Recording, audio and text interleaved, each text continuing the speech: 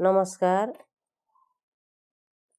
मैले अगाडि पनि भिडियोमा चाहिँ दमको बारेमा कतिपय कुराहरू जानकारी दिएको छु। मैले भिडियो बनाएर राखिसकेको छु। त्यसले पनि धेरैलाई मद्दत गरेको छ र आज म फेरि अर्को एउटा दमकै बारेमा खोकी दम यो दुवै चिजलाई फाइदा गर्ने राम्रो गर्ने औषधि म फेरि पनि अर्को राख्दैछु।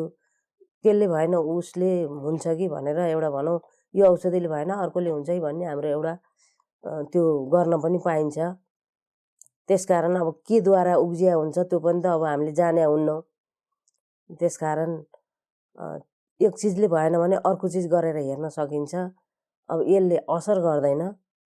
मुख्य कुरा यो जाडोको बेला हो, मान्छेलाई खोकी लाग्ने धेरै र स्वास्वा हुने यत्तिकैमा पनि दम उब्जे भन्दा बढी पनि लाग्न सक्छ, हामीलाई उब्जिन पनि सक्छ। अहिले कस्ता उमेरका मान्छे दम छ भन्छन्, गाह्रो भइरहेछ यो वातावरण, यो धुलो धुवा। त्यसकारण मलाई एउटा जानकारी के पनि मैले पाएको छु भने अब अक्सिजन लाएर सुतेको साह्रै सकस परेका मानिसले मलाई सोध्नुभयो यस्तो छ, अब योभन्दा केही विकल्प पनि छ कि यो गरिया हो, गरिराखेको छु, हजुरले बताउनु भएको औषधि अझै तै पनि योभन्दा विकल्प केही छ कि भनेर सोध्नु भएको थियो।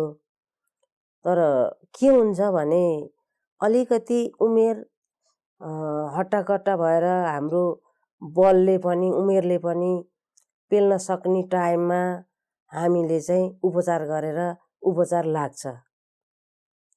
यो भनेको एकदम जडीबुटी घरमा घरेसी औषधि हो।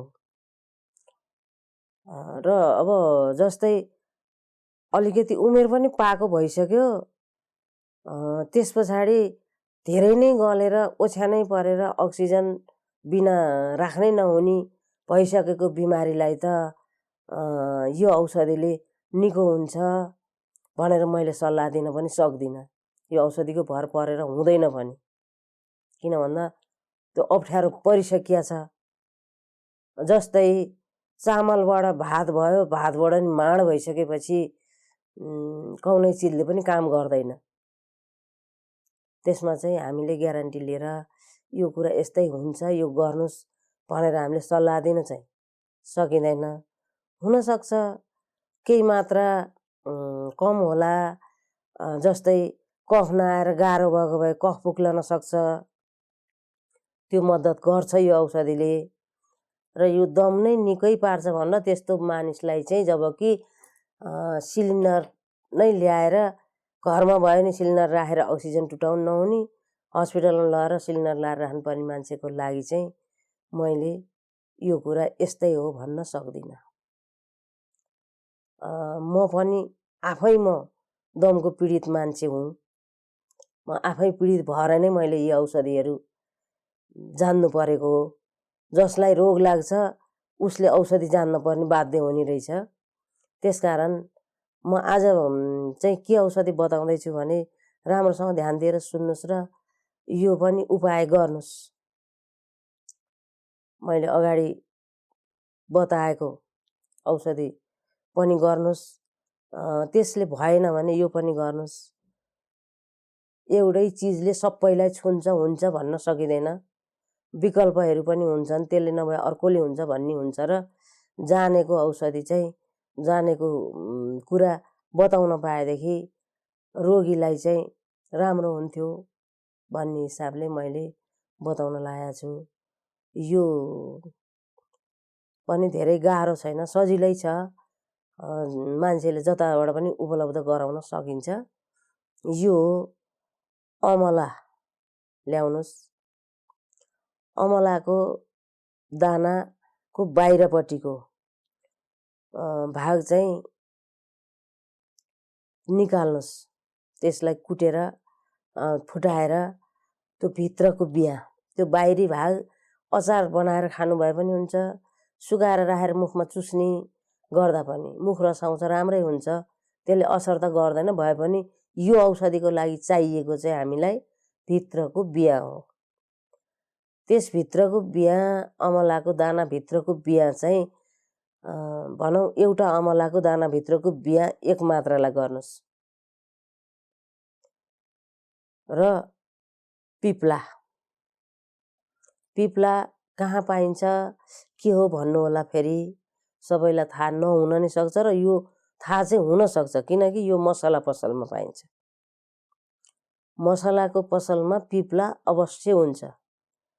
हाम्रो भनाइमा पनि छ, खोकी लाग्दा पिप्ला मुखमा हाल्नुपर्छ भन्दा यो सायद धेरै जसो जनाले चिनेकै हुनुपर्छ, मलाई जहाँसम्म लाग्छ।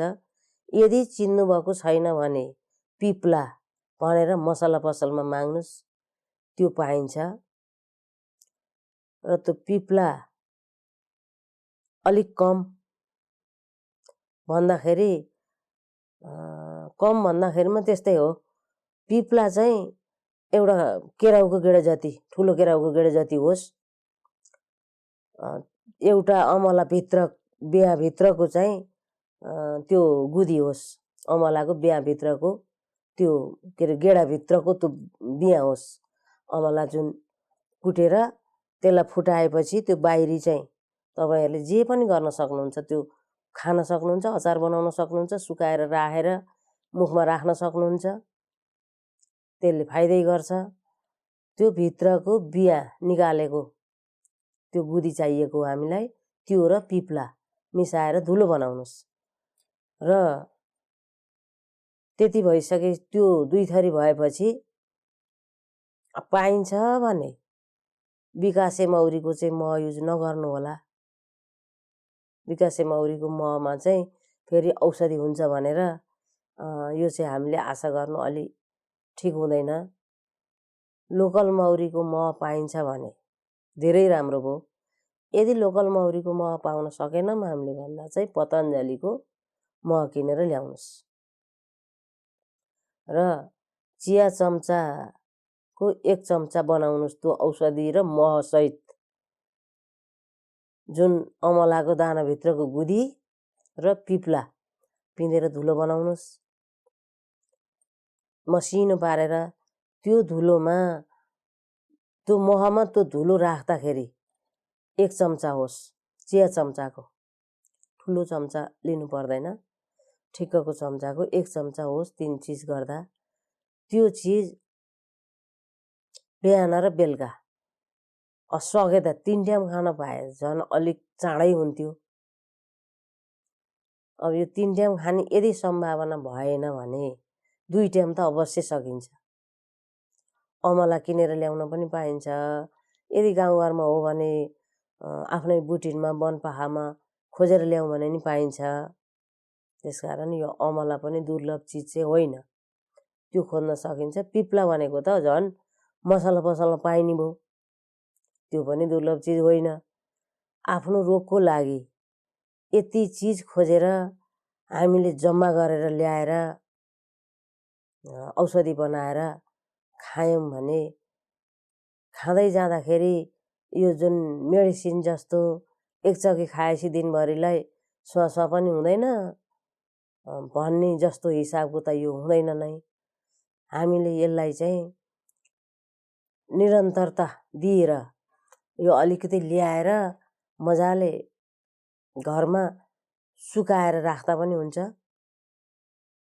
फुटाएर जति बेला चाहियो त्यति बेला फुटाएर त्यसभित्रको गुदी निकाल्न पनि सकिन्छ भने, होइन त्यसो नगरौँ अलिक ल्याएर धुलो बनाएर राखौँ भन्न पनि सकिन्छ।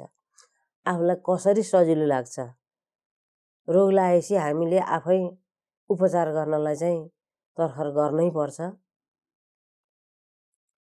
र अमलाको 2 टाइम खानलाई 2टै दाना चाहियो, एक दिनमा धेरै त चाहिएन।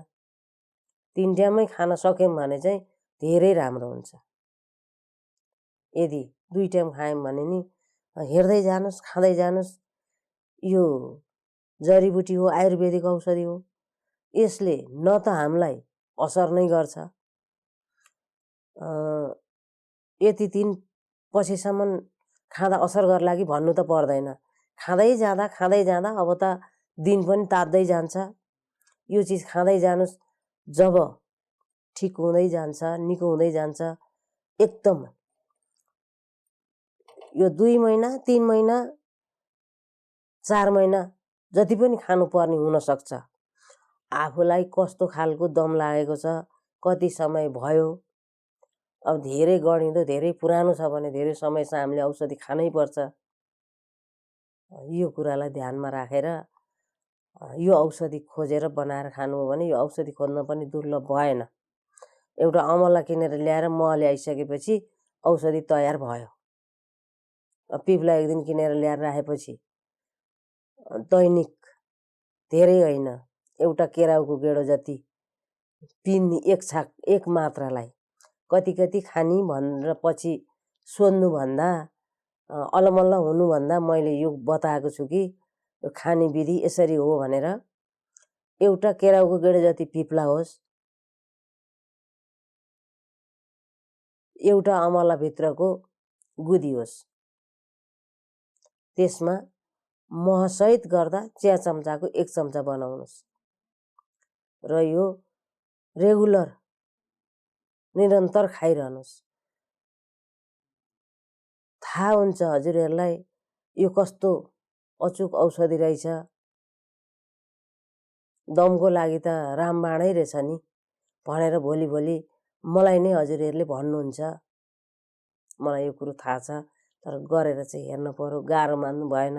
आफ्नो शरीरको लागि आफैले औषधि उपचार गर्नलाई अब के गर्ने भनेर सधैँ दुःख पाएर पाइलो सार्न नसक्ने भएर तलमाथि गर्न नसक्ने भएर बाँच्नुभन्दा यति गरेपछि जे होस् सुख सुविधाले बाँच्न सकिन्छ भने यति किन नगर्ने। र यही औषधि गर्नलाई अब ती उमेरै ढल्केसी र सिलिन्डरै ल्याएर राख्नुपर्ने भइसकेपछि त यस्ता औषधिले त केही पनि काम गर्दैन। यसले होइन कुनैले पनि गर्दैन। त्यति बेला त्यो माड भइसकेर गलिसकेपछि यस्ता औषधिले काम गर्दैन। हामीले बेला छँदै बखत छँदै यो समस्या धेरै जसो मानिसमा छ। यो समस्या पनि केले निम्त्यो भन्दा अहिलेको प्रदूषण, धुवा धुलो यस्ता चिजहरूले गर्दाखेरि खानपान भयो। अब भोक लागेको हुन्छ, बाहिर फेर हिँड्दा नखाए पनि हुँदैन। कस्तो चिज के खाइन्छ, त्यो खानपान र धुवा धुलो जे खाए पनि अहिले चिल्लो बढी हुन्छ। त्यसले गर्दाखेरि धुवा धुलोले गर्दा र खानपानले गर्दा यो रोग उत्पत्ति हुने हो। यसको निवारण अवश्य हुन्छ। ध्यान दिएर यो भने बमोजिम गरेर मात्रा मिलाएर खानुहोस्। आफ्ना आफन्त साथीभाइ सबैलाई सेयर गर्नुहोस्, सबैलाई भन्नुहोस्, सबैलाई सुविधा होस्। रोगी भएर बाँच्न सबैलाई गाह्रो हुन्छ। भोलि दिन बितिसकेपछि र ढिला भइसक्यो उपचार गर्न भनेपछि त्यस्तै गलितुम हुन्छ। गलितुम भइसकेपछि यो औषधिले कुनै पनि औषधिले केही काम गर्दैन। अहिले व्यथा अलिअलि लाग्यो भन्दैखेरिमा हामीले खोकी दम दुइटै लाउने भयो।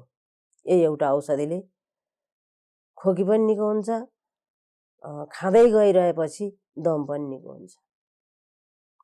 यो यति दिन खाएर टक्क बिसोको हुन्छ चाहिँ भन्ने खालको औषधि होइन। यसलाई निरन्तरता दिनैपर्छ।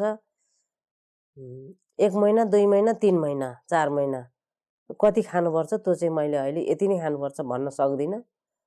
औषधि गाह्रो छैन, सजिलो छ। आफ्नो रोगको लागि यति गर्न सकिन्छ। यो गर्नुहोस् र सुखी खुसी भएर रहनुहोस्। मेरो चाहिँ यो सबैलाई सल्लाह हो, सुझाव हो। किनकि कसैले पनि दुःख पाएर बस्न ठिक हुँदैन। औषधि हाम्रो घर वरिपरि हुन्छ, हामीले खोज्न सक्छौँ र पनि हामी गर्दैनौँ।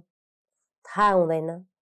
थाहा होस्, जानकारी मलाई आफूलाई जानकारी भएको कुरा सबैमाझ फैलियोस् र सबैले यो उपचार गरेर राम्रो गरी सुखी जीवन चाहिँ बिताउन पाउन् भन्ने आशाले मैले यो हजुरहरूमाझ पुर्याउन खोजेको हुँ। मन परे सेयर गर्नुहोस्, लाइक गर्नुहोस्, सेयर गर्नुहोस्, सबैमाझ पुर्याउनुहोस्। मन पर्यो भिडियो भने लाइक गर्नुहोस्, किनकि अरू अरू औषधि उपचारको लागि पनि मैले जाने बुझेको म राख्दै जान्छु। हजुरहरूलाई चाहिएको हेर्न पाउनुहुन्छ, जानकारी हुन्छ। त्यसकारण यो मलाई फोन गरेर भन्नुहुन्छ, लौ न हामीले चाहिँ नि यो कसरी गर्ने भनेर। यो भिडियो हेरेपछि उमेश गैरे भनेर लेखेर सर्च गर्नुहोस्, अथवा त्यहाँ तल चाहिँ नि त्यो फोटो हुन्छ सानो, त्यहाँ थिच्नुहोस् सरर, हाम्रो भिडियोहरू चाहिँ त्यहाँ आउँछ। सबै कुन व्यथाको आफूलाई चाहिएको छ त्यो उपचार पनि गर्न पाउनुहुन्छ। सबै भिडियोहरू हेर्नलाई सजिलो हुन्छ।